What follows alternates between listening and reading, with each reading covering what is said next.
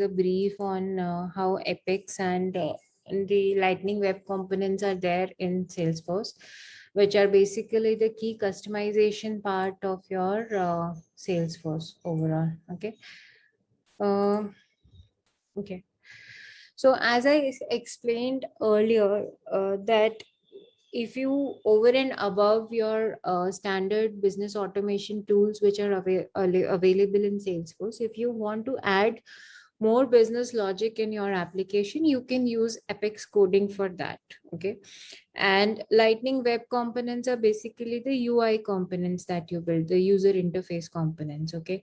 So essentially, when I say that now, Apex is actually similar to Java, and it has been it is an oops oriented language with certain exceptions on that, and it gives you facilitates you things beyond oops concepts as well. And it is a language which is specifically designed by Salesforce for working on your Salesforce application. Okay. That's what Apex helps you with. Let's go through that once. Okay. So as I said, it's a Java-like language. It holds the syntax very similar to Java, and it basically acts as your database stored procedures. So we write stored procedures in database, right, to perform the business logic on that. So that's what your Apex actually helps you do that. And you can actually add system events on top of your button, I mean on top of your records. So if there is an action that you want on the click of the button, or if you want some trigger to happen, triggers are something like the triggers that you do on the database, right? So if you want those kind of DML actions to be performed, so you can use Apex triggers for that. Okay. So I would not go through this. You can just go over that for a minute. But Apex essentially kind of helps you do a lot more than what the other automation tools can do. And these are, I mean, when you define Apex, those are like simple classes that you can make with a set of procedures and with a set of methods, actually, I would say, so which are very similar to your coding language. Okay. Now, in a nutshell, this is how your Apex actually looks and functions like. Okay. So there are different type of data types which are there, which are primitive data types like your integer, number, and string, and those kind of data types are there. Then S objects basically refer to the objects which are there. So for example, account, opportunity, or any other object, custom object that you create, you can refer to them using this S object data type. And then there is one more called as enum. And then you have the other data types, which are basically collections or lists and I mean, so for example, list, set, or map. So these are basically collections or arrays that you can use as your different data types. And then your Apex classes, okay, that you can write. So there are system defined Apex classes and there are user defined Apex classes. So system defined are something that comes with Salesforce out of the box, which are used at the backend for executing some of the tasks. And user defined would be something created by you for adding the business logic. Okay. So that's how your Apex class looks like. And it is a combination of methods actually, in which you can call your variables and your of different data types within that. Okay. So there can be static methods, or there can be, I mean, functional methods that you define, similar to any class structure that you do in OOPS concept or in using your Java. So similar to that, you can define the structure of your Apex classes. Okay. Then as part of your methods, or say, I mean, the different type of different type of actions that you can do using your Apex classes are, Like you can write triggers which can perform additional DML actions, data manipulation actions on your database. For example, if you want a certain field or a certain event to be triggered based on the record update, so you can write an after update trigger. Or if you want something to be triggered before the update, so before your data is actually committed in the database, the trigger will act, and it will perform its action, and then the commit will happen in your database. Okay, so that's what the triggers would do.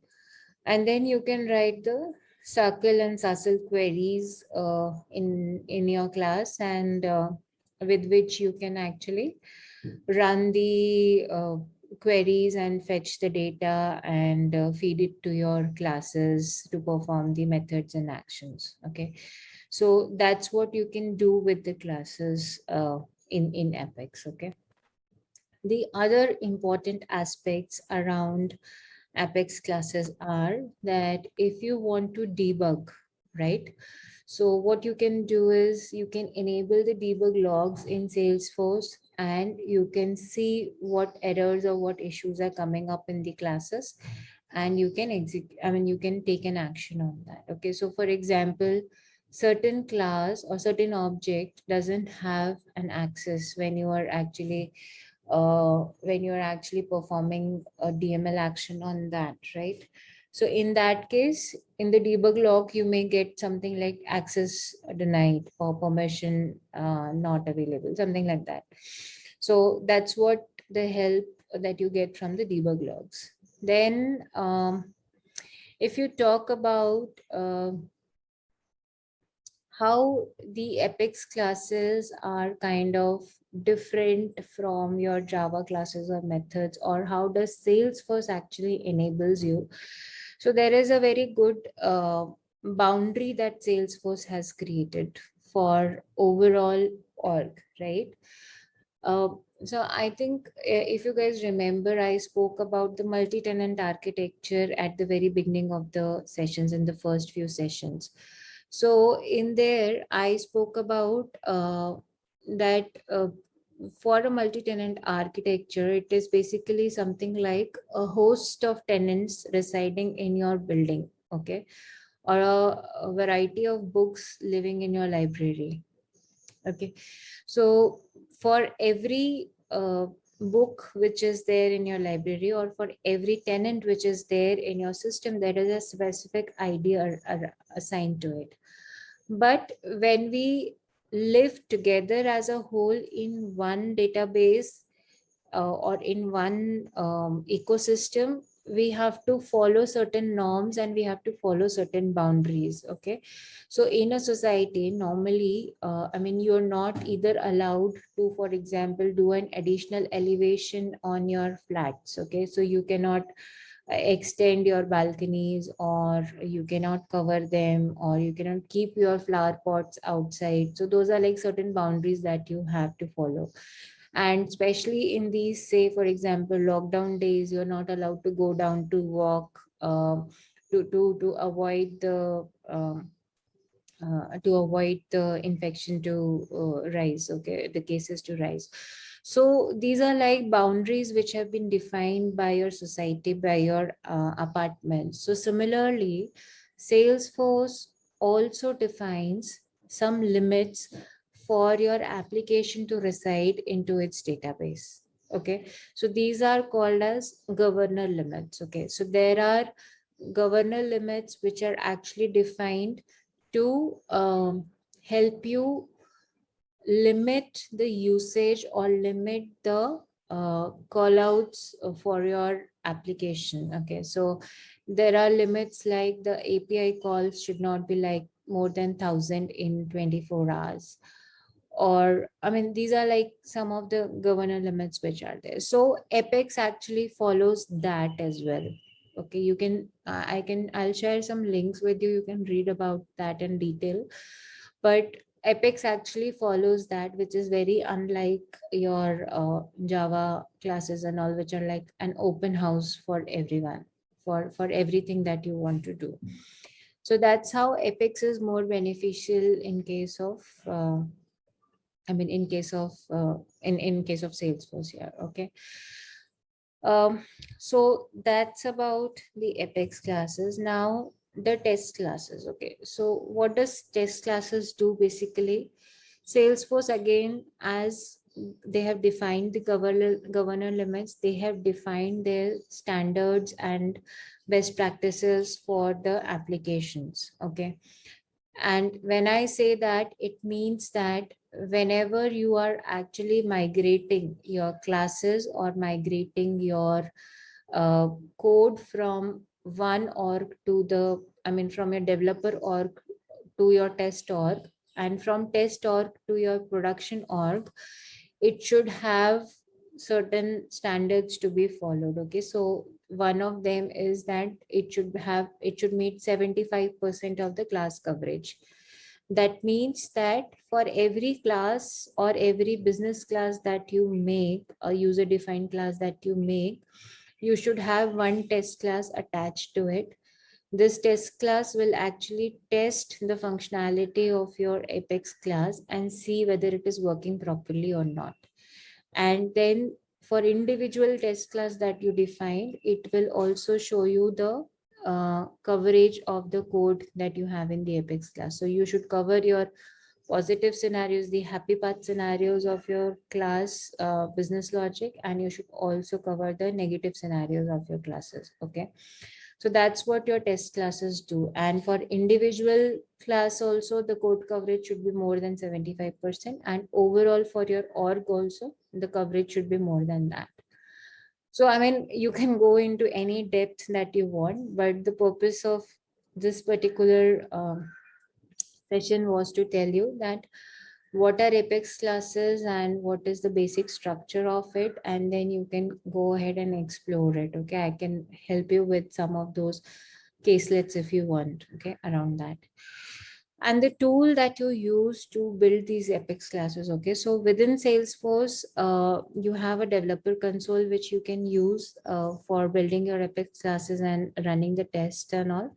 Otherwise, if you want to store it on your local, you can use Visual Studio for storing your classes library in your local or any other app in any other server actually. So you can create your own workspace and import the library and keep it there. So that's Apex in the nutshell, and I can just talk about a little more about your Lightning Web components. Okay, so these Lightning Web components, as I told you earlier, are the UI elements or the user interface elements of the system. Okay, so you can define your custom components and custom UI, and you can show any data on that. I'll just give you let's go through a small video as to how it actually works and how does it link your Apex to the Lightning Web components. Okay, now this is the latest concept from Salesforce. Earlier we had Visual Force, and then after that Visual Force came in the Lightning components, which were basically the Aura components which were there, and now everything kind of is backseated. Now we only talk about LWCs, Lightning Web Components. Okay, so this is a combination of HTML and JavaScript, and your CSS basically puts a guided style sheets or branding on top of it. But the compulsory things for a Lightning Web component is the HTML and JavaScript. So why they came up with this concept was that of Lightning Web Components was that our UI developers are more skilled into HTML and JavaScript. Okay, so with Visual Force, or you had to actually learn the Visual Force syntaxes and all. But with Lightning Web Components, if you know HTML, if you know JavaScript, you can get going. And so basically, to enable a quick development around that and be able to reuse the skill set from the general web development world, Salesforce came up with the concept of Lightning Web Components. Okay, it becomes like more platform independent, and it is faster built, and the browser compatibility is more, and all those things. Okay, so that is what your Lightning Web Components would do. Like, let's actually have a look at this video, and that will actually give you some view around that. Okay, I'll start from here. We'll see how to wire an Apex method to a Lightning Web Component property. We'll use this recipe that lets me search for contacts in that search bar. And behind the scenes, this is powered by an Apex method. Let's take a look. So if you see on the screen, right, so these are small web components which have been built, and in some capacity, they are actually using the backend functions and classes to actually call the data and show it on the system.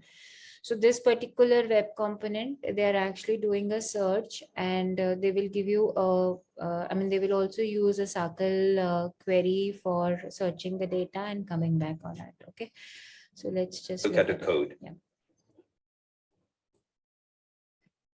So this is how your Visual Studio will actually look like, wherein you can actually import, and these are all the libraries. So I think this would be very familiar to you if you guys have been doing any coding using Java and all, right? So it is similar to that. And let's have a look at it. So you see all this is the JavaScript component, and this is the class actually.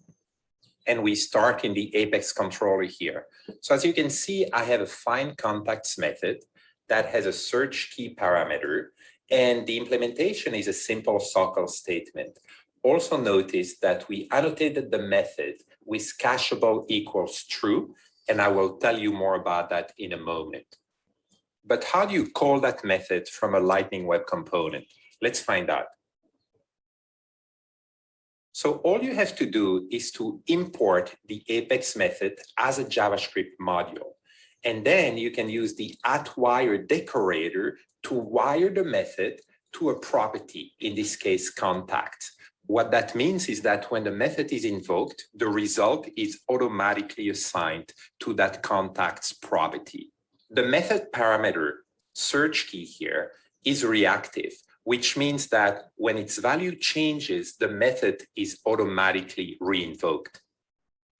There is one more thing that I wanted to show you about that recipe. And for that, let's go back to the browser. And I'll bring up the Chrome DevTools here on the Network tab, because we're going to look at performance. So let's say that I want to look for contacts named Jones. We're going to click search. I see the results here, and you see at the bottom that it took 147 milliseconds for that request. Let's clear this and now look for contacts named Taylor. Click search. Here is the result, and in this case, it took 123 milliseconds, pretty consistent. Let's clear that. And go back to looking for contacts named Jones. And click search. And notice that I get the response, but at the bottom, there is nothing. That means that there was no request made to the server, and that is because, in this case, the response was served from the cache because we had already looked for contacts named Jones before. That's what the cacheable equals true annotation on the Apex method was all about, and that's one of the many things that we do to deliver awesome performance in Lightning Web Components. To summarize, you can import Apex methods using the ECMAScript module syntax. You can wire Apex methods to properties. You could also wire Apex methods to functions, but that's going to be for another video. And you can annotate an Apex method with @aura enabled cacheable equals true to automatically implement client-side caching. You can learn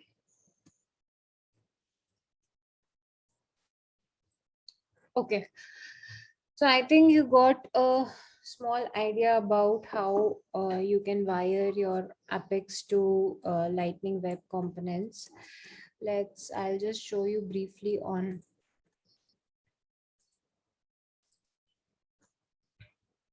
Okay. Search on Apex here.